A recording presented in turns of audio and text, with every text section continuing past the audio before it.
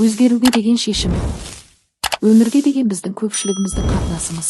Бұл бәрінен бұрын дәрменсіздік сезімі.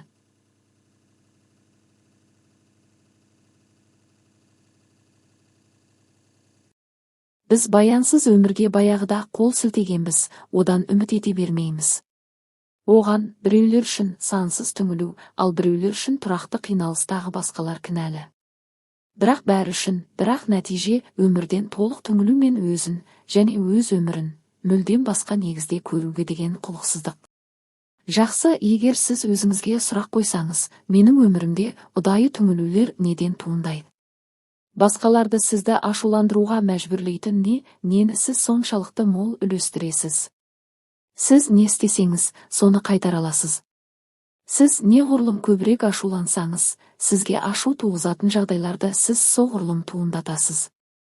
Біздің барлығымыз, біздің өміріміздің өзгергенін қалаймыз, бірақ біздің өзіміз өзгергіміз келмейді.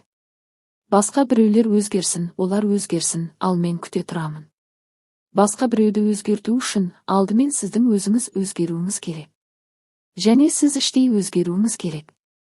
Біз ойлау әдісімізді, қалай сөйлеуді, нені айтуды өзгертуіміз керек. Тек сонда ғана нағыз өзгеріс басталады. Мен өзгергім келеді жаттығуы. Мен өзгергім келеді деген сөз тіркестерін мүмкіндігінше жиі қайталаңыз. Осы тіркестерді айта отырып, тамағыңызға қолыңызды тигізіңіз. Тамақ — бұл өзгеруге қажетті энергиялардың барлығы жинақталған орталық. Өзгеріс сіздің өміріңізге енген кезде сіз оған дайын болыңыз. Сондай-ақ сіз кей жерлерде өзгертуге дәрменсізбін деп есептесеңіз, тура сол жерде сізге өзгеру қажет екенін біліңіз. Менің өзгергім келеді, менің өзгергім келеді. Жаратылыс күші сіздің ниетіңізге автоматты түрде көмектеседі, ал сіз өз өміріңіздегі көптеген өзгерістерді таң қала отырып тап басасыз.